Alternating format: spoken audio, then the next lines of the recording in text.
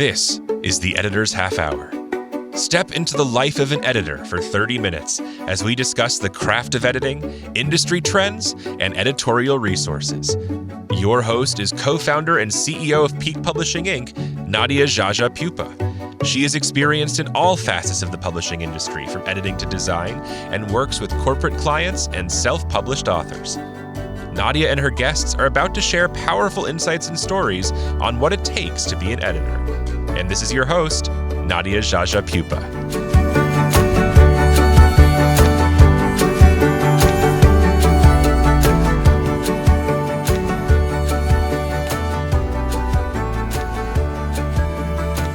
Welcome, listeners, to the Editor's Half Hour. I am so excited about today's episode, but I do have a few things I want to share before we get into the awesome interview that we're about to have. Really quick, we are about a month away from the ACES conference, and I have some amazing things that I'm planning. I will be at ACES. I will be in Salt Lake City. I will have a booth. I will be presenting. So I just want to share with the listeners, if you're going to be in Salt Lake City for ACES, visit my booth. Also, I'm building my subscriber list. I'm in the process of growing my newsletter. So please check it out. I will put a link in the show notes to subscribe to my newsletter. I am going to do some fun stuff. I'm going to have like a little secret password. So if you're in person at ACES, you can share the password and I will give you a little free goodie bag. So definitely check out the newsletter. I'm really excited about all the things that I'm building and growing.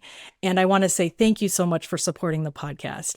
If you'd like to take it a step further, join the Patreon. For the cost of a cup of coffee, which is $5 a month, you can join my Patreon and have access to my calendar for the year. I want your input.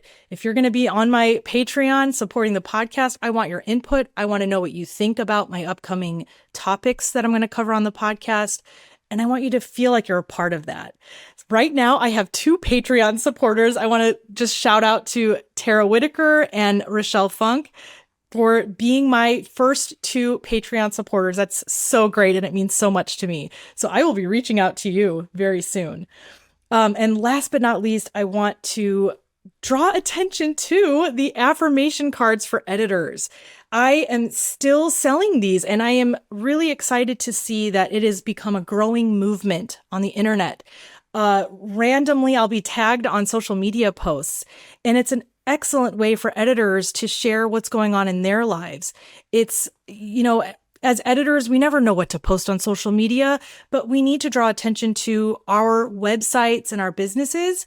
And so I'm seeing editors sharing their cards and sharing, what is inspiring them. So let's continue to spread positivity, purchase your set of cards, join the newsletter, get some promo codes that I've been sharing periodically throughout the year. And it's just been so great seeing how everything is coming together. So let's not waste any more time. I talked about what I wanted to talk about. Let's bring in Jamal. Welcome, Jamal Pittman. He is my wonderful guest today. I just can't even begin to tell you how happy I am that you agreed to take the time for this interview. You are amazing for writing this amazing book, The Copy Editor's Lifestyle Guide. And that's what we're talking about today. If you haven't seen this book, editors and listeners, you got to check it out. I saw this on social media and I'm like, who's Jamal Pittman? And I looked at your profile and I'm like, okay, I got to read this book. And I literally did not hesitate. I bought the book right away. So again, welcome, Jamal. Please introduce yourself to the listeners. Tell the listeners what you do, what you're working on, and we're going to dive right into the topics that you cover in this book. I can't wait.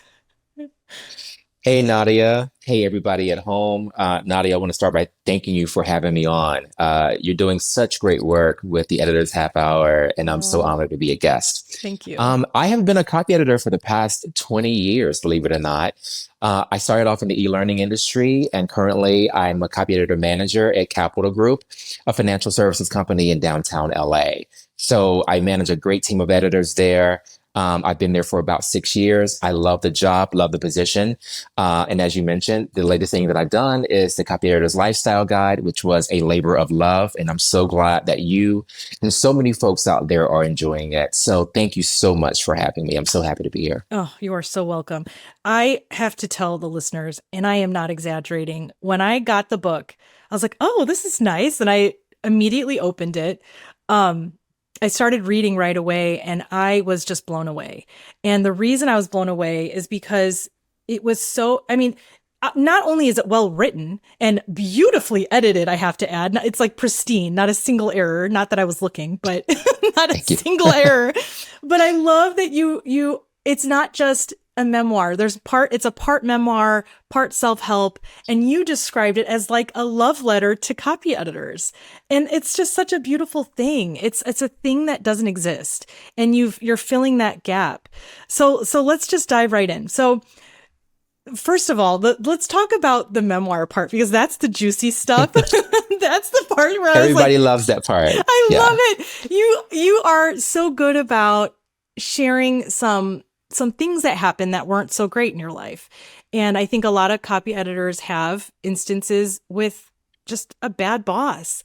And when Jamal and I, for the listeners to know, we got to meet one-on-one just to get to know each other and talk about the podcast and things like that. I'm pretty sure I spilled some info to you, just letting you know how much that meant to me, because I had a bad boss in my life and it was miserable. It was toxic. But I got to say, you did a great job of sharing some not so great events in your life, but doing it in a very amazing and diplomatic way, if that makes sense. But It does. tell the listeners a little bit. I don't want it without spilling too much information or spoiling, I should say. Tell a little bit about Miranda, who is this like code word or code name of a past boss. Yes. So Miranda was the past boss, the Yeah. first boss I ever had when I became a copy editor. And I wouldn't call her a bad boss. She was a Okay. great person. She probably wasn't in the best position to manage at that time. So in retrospect, I can give her some grace. Okay. So my first job was as a copy editor was at the end of 2005 going into '06, and I worked for an e-learning company in Arizona. And so Miranda was my first manager. Okay. And because I didn't have very much editing experience at the time, it didn't take long for the kind of deficiencies in my editing to kind of rear their head. And so Miranda called them out, and she wasn't always the most diplomatic about it. And so as a young 24-year-old who had just flown across the country to live in Arizona from North Carolina, I was like, oh my God, what's going to happen now? She's going to fire me. I'm going to like not have anywhere to live. Like the whole spin happened. But you know, Miranda ended up leaving the company. I don't know exactly what happened there. I would like to think that she left on her own. But once she did leave and I didn't have that pressure to be 100% every day, I grew as an editor. I became much stronger as a copy editor. And my colleagues, their confidence in my editing started to increase as well. So I'm grateful for that time with Miranda. It taught me so much, the same way that Andy in The Devil Wears Prada learned from Miranda Priestley. Yep. And she grew. I also learned from my Miranda. And I Yeah. think without that experience, I would not have become the editor that I am today or the manager that I am today. So ultimately, it all worked out. Yeah. I'm grateful to her for her leadership and her style, even though it wasn't the best fit for me, because it got me where I needed to be. Yeah, that's so well said. See, that's what's so beautiful about the book is you didn't at all, drag anybody down or say horrible things. But, it's one of those situations where editors, as much as we can, we may take courses or get certificates. There's still going to be our weaknesses there, like in the copy editing process. I remember mine was, my weakness was hyphens. I was really bad with hyphens and not knowing when to hyphenate. And then once it clicked. And now that's like, I don't have that issue anymore. Now I don't do as much copy editing work as I used to when I first started out, because I'm growing my team at Peak Publishing. But commas are always going to be a thing for me. Like Almost the Oxford versus the not, right? Yes. Yeah, I think for me, funny enough, commas were like my strong point in hyphens. I could do Okay. those like all day and night. For me, it was an issue of consistency. It wasn't one particular thing. It was like seeing a document through from start to finish and having all the style being applied throughout. Like I would apply it consistently for a few pages and then I would veer off and do my own thing and then I would come back to it. And so that was like my biggest gripe as an editor. And so I think, over the years, my consistency has improved a whole lot. I'm not just good with commas and hyphens and stuff anymore. I'm good with looking at the overall picture as a copy editor and seeing a document through from start to finish That's in a way that I awesome. wasn't able to do in 2005 with Miranda. That's awesome. Okay, so Jamal, I've got to ask you. This is a question that I've been dying to ask you, actually, and it's about, grammar and punctuation. So, what is a common grammar mistake that you see among your team that just drives you nuts? Like it's one of those things that you're like, every time you see it, it kills you. What I know you've got at least one. Please share that. I think for me, our style within my company, and it doesn't apply everywhere. If you have a headline with, a colon, the first word after the colon should be initial cap. The first letter should be initial Okay. cap. A lot of times at my company, and it's not a showstopper, but it's something that some of my editors just do not get right. They will lowercase that first word after the Yes. colon, and it throws me off every single time. It doesn't upset me because it's like, I mean, nobody's gonna like see that and like freak out. right. But it's something that I notice like quite a bit. But I think for me, generally with copy editors, there isn't one thing that drives me nuts. For me, it's inconsistency Okay. that drives me crazy. It's like people can, if you have a style guide and you're not applying that style consistently from page one to the last page, that's when I get a little bit annoyed because it's like Right. clearly you know what the style is. Why aren't you seeing this thing through to the end? So for me, it's not one thing that I'm seeing. It's the back and forth. It's like which way are we going here in Right. terms of style? That's probably the biggest pet peeve for me. And going back to Miranda and when I first started, Right. I was very inconsistent. So maybe that's part of why I I see. it's a trigger for me and I struggle with it because I knew for myself that was one of the things that I needed some work with. That was a blind spot for me. Yeah, and that's so overarching with what copy editors do. It's consistency. And even if there's a breaking away from like Chicago style or if it's AP, if you're breaking a rule, or Hmm. I don't know if there's a better way to say breaking the rule, but if it's you're abiding by a house style, I think that's where editors pick up like, "Oh, there's inconsistency here. Like what is it? Is it capitalized, lowercase, things like that." So, yeah, that's a good Yeah. answer. I love that. That's awesome. Yeah. So, All about consistency. yeah. Yeah. So I gotta share the part that actually made me smile and giggle honestly was the story about Mm, Miranda, where of you do course. where there's the greeting or what is it? Mm, I don't know if you call it a salutation or just like a hey, comma. I've seen and I believe me, I edit I shouldn't say edit, I do, but I email so many editors on a daily basis, and some are very, very, they're very strong with that comma after hey or with the comma. hi. I never use it. I've never used it. I think grammatically, if you want to be very technically correct, you would put that comma after hi. What is your Hmm. take on this? Because there's a story, and I don't want to spoil too much, but there is a very, it's such a good story in the I book. can I can talk a little bit about the story. Okay, So go ahead. basically, in my first year, with this company in Arizona, working for Miranda, I wasn't doing a great job. She put me on a performance improvement plan, or PIP for short. And so a few weeks into the PIP, I wanted to extend an olive branch to Miranda to thank her for giving me the time to course correct. So I emailed her and I started the email with, "Hi, Miranda. Hmm. Thank you so much for giving me an opportunity to get this right, blah, blah, blah, blah, blah." I sent the email to her. I was really feeling good about it until I got her reply. And her reply started with, "Thanks. You forgot the comma after hi." And like I immediately God. deflated. It was Oh, like, yeah. But now, all these years later, I honestly, I still do include it sometimes, do and you? sometimes I don't. It depends on, If I'm reaching out to you for the first time ever, I might throw it in there. But if we've known each other for a while and become friends, I may not. So it's either or. Yeah. That particular moment didn't traumatize me with Miranda, Oh, clearly, okay. because I'm like kind of like using it sometimes and other times not.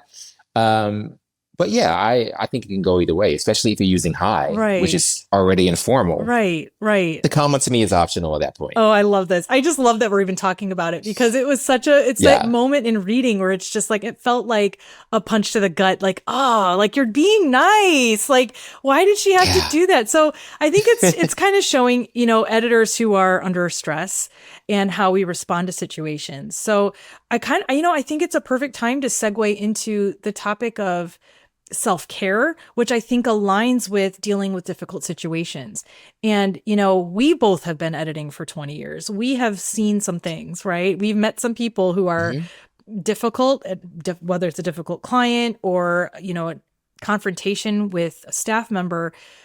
Give us some advice. How do you handle difficult situations, whether it's feedback or, um, you know, maybe disagreements on editing. Like you think that something should be hyphenated and the editor is telling you on your team, like, no, it shouldn't. How do you handle those things? I would say start by giving yourself grace in the situation. If you're called out about something that you did wrong, take it in and acknowledge it. And also look at, what could have led to the error that went out the door. And from there, make peace with it, have a plan for not creating the error in the future, and then move forward. If it's a difficult situation with another manager or another colleague or any other disagreement, I tend to lead with understanding. I start by saying, "Hey, I see where you're coming from, but this is how I feel about it."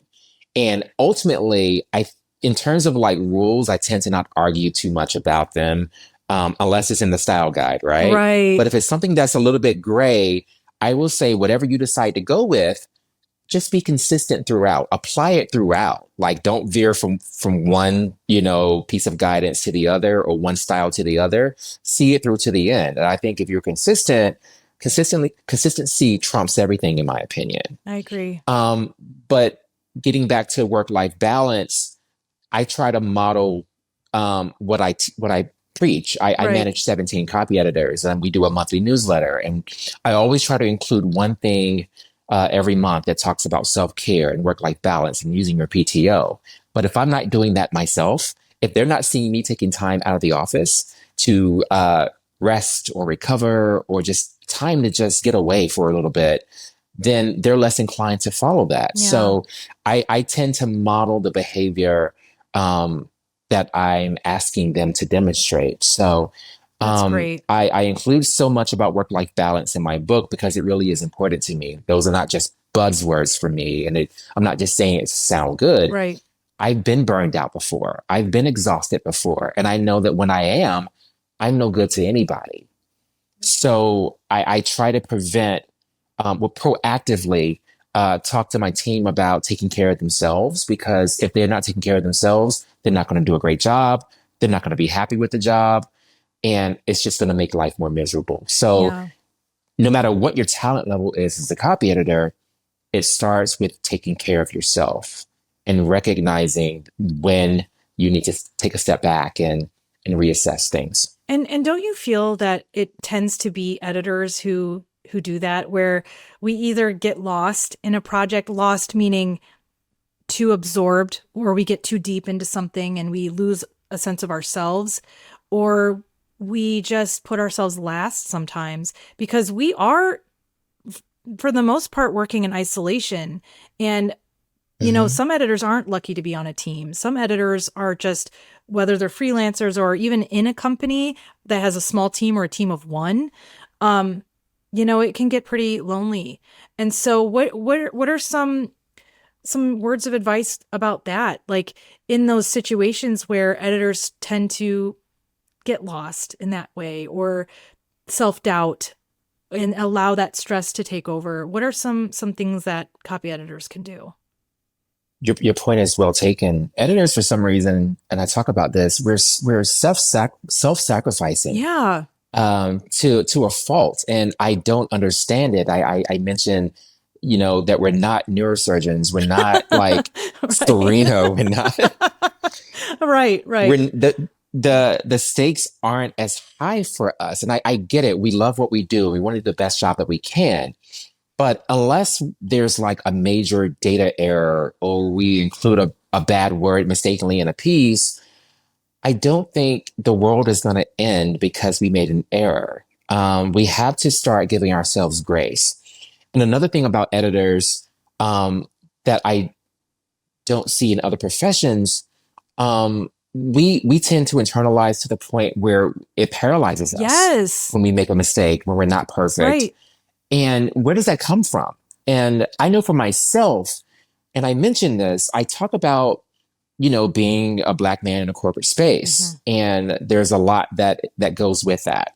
I felt throughout my career, I haven't been given the same amount of grace as other people.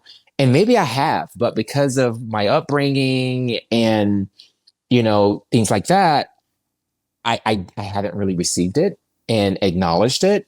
And so the biggest question for editors is like, why are you so hard on yourself as a copy editor? And sometimes what you'll discover is something beyond the work that's leading you to this. It may be some childhood trauma.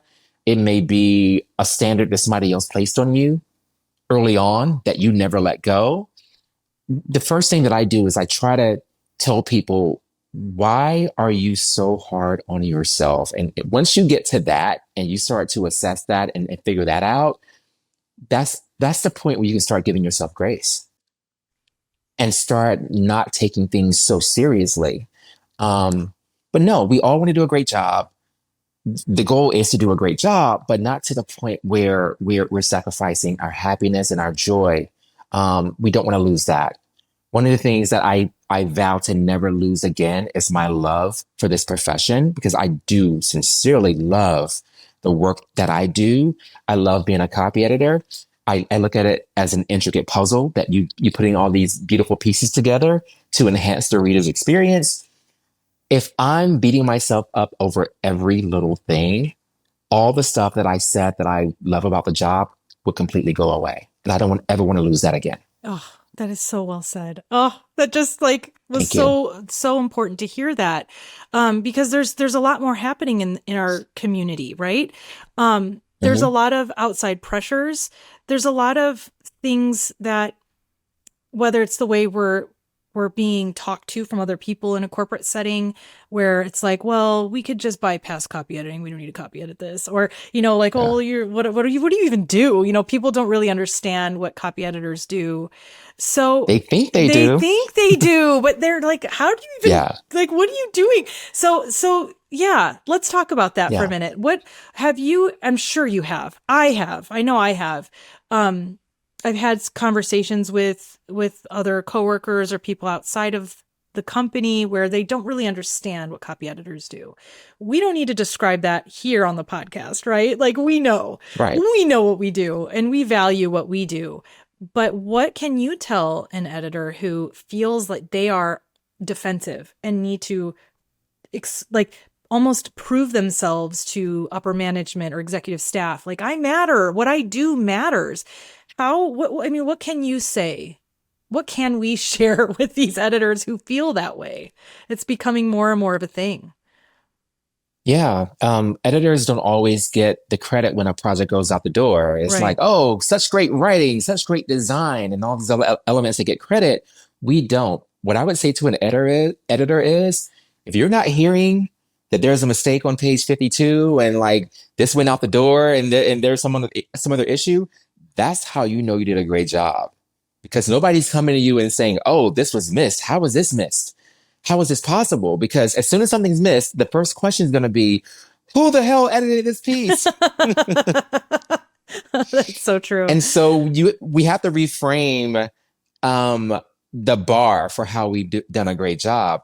Not hearing anything is sometimes the best news that we can possibly get. Yeah. We know we did a great job. Like you mentioned earlier on the call that, my book had no errors in it. Oh. And you felt it was clean from Oh, yeah. start to finish. Like, for me, if I'm not getting that kind of feedback, that, there's a typo here, or man, he said this twice. Like, if I'm not hearing any of that stuff, Right. I'm happy. I'm satisfied. Yeah. So that compliment meant everything to me. But editors don't always hear that. Nobody's gonna be like, "Oh man, I didn't catch a single typo. You didn't make a single mistake." Like, nobody's gonna say that to you. Right. But if you don't hear it, just That's- know that that's a positive sign that you did a really good job on the piece that you worked on. That's spot on right then and there, because we do silent work in the background and it doesn't Yeah. get noticed and it doesn't get as appreciated as other jobs that are technically silent in the background. I mean, if you think about movie production, you don't in a normal sense, you don't see or hear a movie director, yet that movie director gets the acclaim and, they're calling all the shots, right? If you think of a book, or if you think about even developing educational materials in some ways, the editor's voice is very strong in that developmental aspect of that project. Absolutely. So an editor has the voice of, and I've done this, as an editor, I spoke up and I said, okay, there's nothing grammatically incorrect on this slide. However, the images that are being used are not representative of DEI. It goes exactly against what this company represents. So why are we not going to fix this? So, obviously I didn't say it that way. In a very diplomatic way, I draw attention to things like that. And I think that's very similar to like movie production, where it's like, this is the wrong setting, this is the wrong costume, whatever that case may be, it's silent work. And at the end of the day, landing those, like I mentioned, DEI images, and having that production team or developmental team hear my voice and my opinion about something, that goes a long way.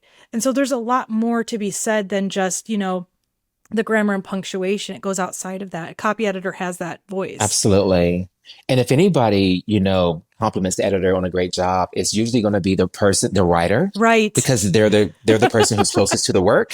And so they're seeing the track changes. They're seeing the comments off to the side. So the writer may, but even if they don't, I want editors to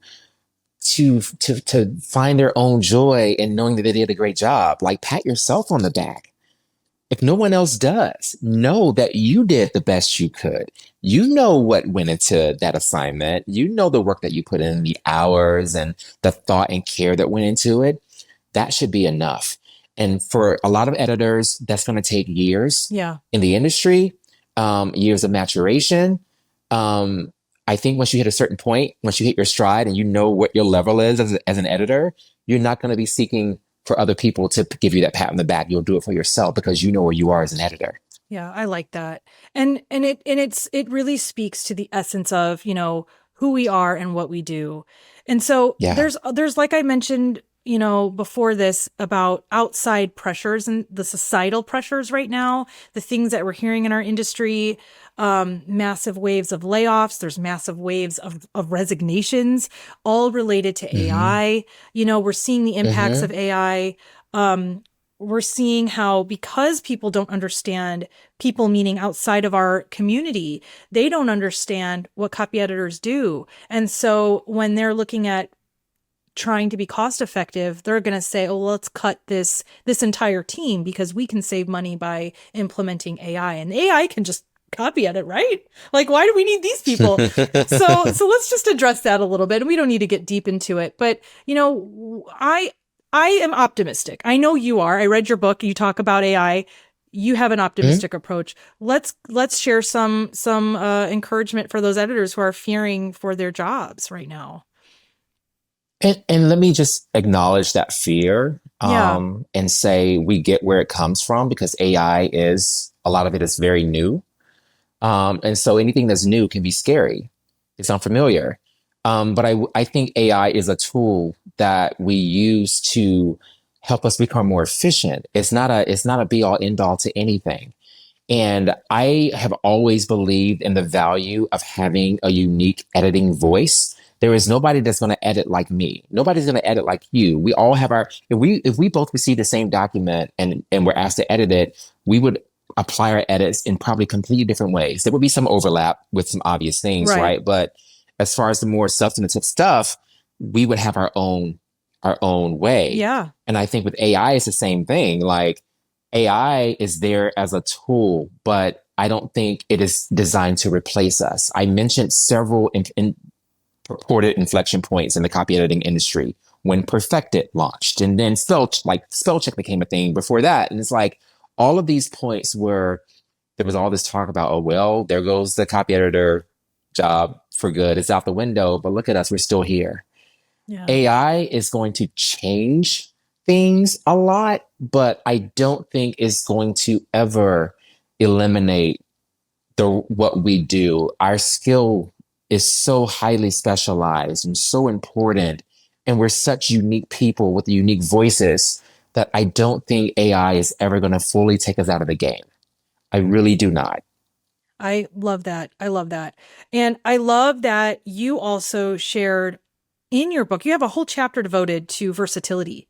And you talk about some things that you did in your career that are adjacent to, but separate from a typical copy editing position.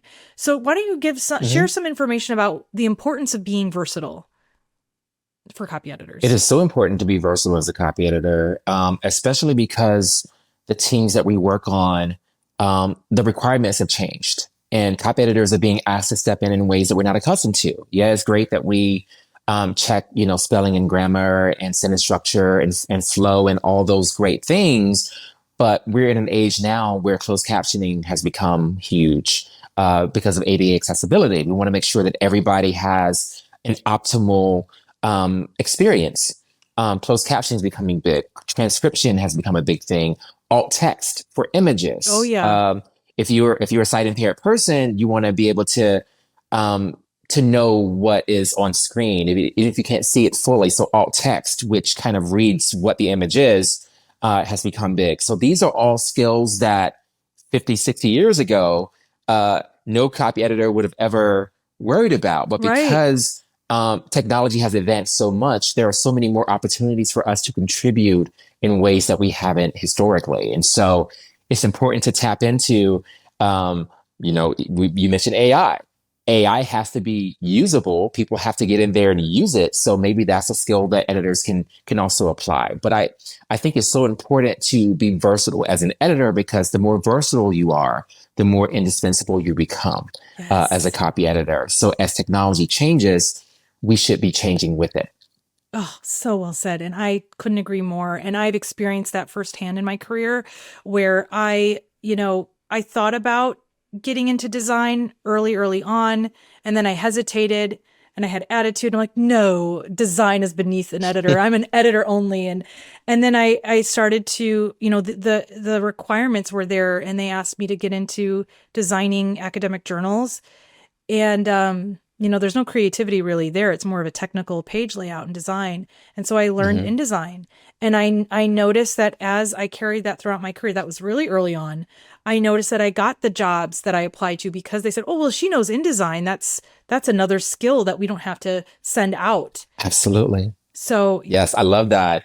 And I don't know InDesign. And had I known you like a year ago, I would have sent my book to you, because I had somebody lay the book out in InDesign, because I was like, I don't know what I'm doing. I totally would have done it. Oh, I love InDesign. And now I truly I can actually with confidence call myself a pro with InDesign. I use it so much for over 20 years now. I've used InDesign. And well, it hasn't even been, awesome. I don't even think it's been around that long. I used softwares before InDesign existed, like Quark and PageMaker. I love it. I love it all. Yeah. But no, it's so great. And that's another great example too of becoming more versatile as an editor, because as tech is changing in companies, it makes you more indispensable. Like, yeah, especially when you have like free time and like you have a window and it's like there's a project, but you've already done your edit. The designer might be out sick that day. Right. They may need somebody to step in. It's like, oh, I have that skill. You become more value. There goes your value add right there. It goes up. So yes, I'm so glad you addressed that in the book. It was one of those messages that needs to be, really shared in our community. And just for some side notes about this, you also share sample resume, cover letter. So for if there are aspiring copy editors listening to this episode, definitely give this book a chance. You're going to want to check it out because Jamal has some damn good advice. I mean, really good advice. I'm Thank so you. impressed. You did such a wonderful job with this book. It was so holistic in the sense of covering everything and giving just enough information that we can use and apply in our lifestyle. It's called the Lifestyle Guide, for God's sake. The Like lifestyle it's so guide. good. So Thank you so I much. don't want to wrap this up. Damn, I want to keep talking because I know, it's been great. there's so much to talk about, right? And There's so much. We could go all day, oh, right? we so can. We so can. And I do want to circle back to self-care. Let's end with two things. Let's talk about self-care first. Sure. And what does that you share in the book, I should say, what that means for you. And you talk about finding things in our life outside of copy editing that we find fulfilling. And a lot of our, because we all think so similarly, a lot of our interests are similar. But there's one thing I do want to draw attention to, which I think is a big deal. It's the Annie and Sally Ann Wheeler Memorial Scholarship. Oh, amazing. You're going to make me cry. You're going to make me Yeah. cry. It's amazing. Amazing opportunity for students. Can you just share a little bit about how that came to fruition? And I want listeners to learn about this and where they can go to get more information, but what that meant for you as a copy editor, what that did for you in your life. Thank you. I was raised, my brother, my mom, and the generation after me, we were all raised by two sisters, Annie and Sally Ann Wheeler. Annie passed away in 98. Sally Ann passed away in 2010. And one of my bucket list items was to create a memorial scholarship to accomplish two goals. One, to honor them because they lived a life of such sacrifice. And two, to give back to my community, particularly the high school that I graduated from, North Edgecombe High School. I wanted to start in 2015, but I didn't know the requirements to start a scholarship. It requires a lot of upfront money, $25,000. Wow. I didn't have it at the time. But the universe finds a way. And so years later, I started with Capital Group, the company that I'm with now, which is an amazing company. And they do a 2-to-1 match up to 5K. Wow. Every fiscal year. And between them and my cousin who I partner with and my own funding, we were able to get it up and running in 2021. So the scholarship has been running since 2021. Applications just opened a couple of days ago for our fourth round of the scholarship. We've already awarded it 3 times. Amazing. And the amount rewarded keeps going up. So we started off with $3,000 the first year. And this year we're not giving away, the person will receive $6,000 to Amazing. apply to their first semester of their, college experience. So it has been a labor of love for me. And I'm so grateful that I'm able to do this and pay it forward in such a powerful way as a copy editor. This would not have been possible without my company, Capital Group. I can't say enough great things about them. It is one of the best places to me in the world for an editor to work. Oh, that's so and I'm great. so honored to be there. And I'm so honored to have this scholarship that is changing lives. And like I said, paying tribute to incredible women. Amazing. I will have information in the show notes. I think you have a website. So I will definitely share that so listeners can check it out and spread the news about this. This is a big deal. And I think clearly it's a big deal for you, Jamal, because it's so fulfilling for you. And that's what you write about in the book. And it was like a very powerful thing for me to read. In general, this whole book, I said earlier to Jamal, this whole book, it feels like you wrote it for me. I mean, it's just so good. I think, more editors need to read this book. I think that you share, like I mentioned earlier, a holistic perspective on just life in general, but how these things that we're involved in affect us. And I think it's just so deeply important to read what you share. So final question, how do we end this, right? Like there's so much we talked about. We talked about as much as we could related to what we do and what we're doing in our industry. But let's just talk directly to the editor who is has not been an editor for 20 years like we are. An editor who is probably listening to this podcast thinking, oh my gosh, I want to be just like Jamal. I want to say the same things he's saying about the company he works for. But they're not quite there yet. And they're maybe in their 20s and they're the young Jamal. What would you say to the young Jamal editor who's like, copy editing isn't for me, or they're dealing with whatever they're dealing with.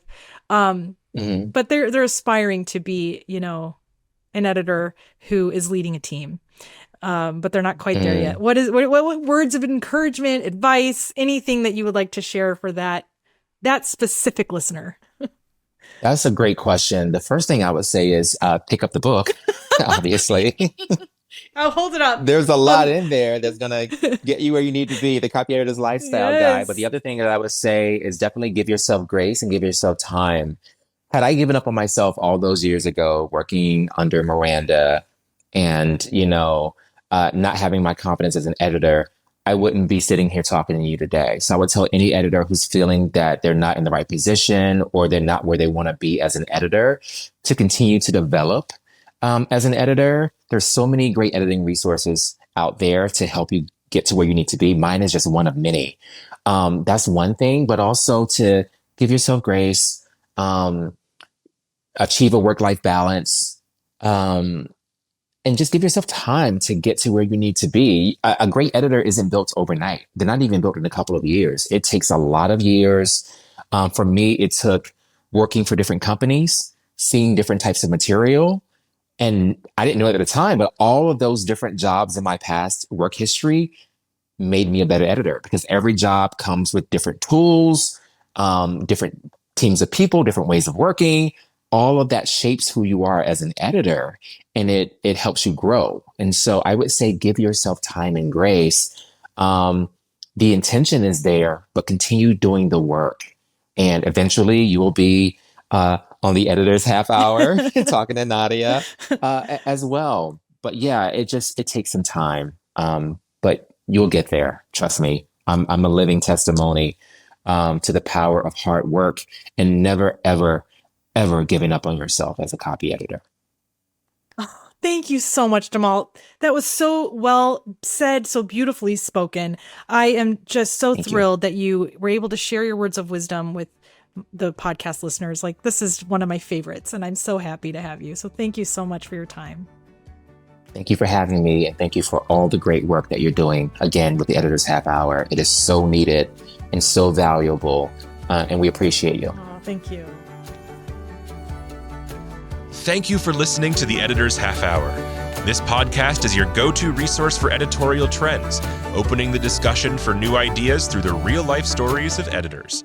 For more information about Nadia Jaja Pupa and her business, visit peakpublishing.com. That's PIQUE publishing.com. And remember to subscribe and follow the Editor's Half Hour wherever you get your podcasts.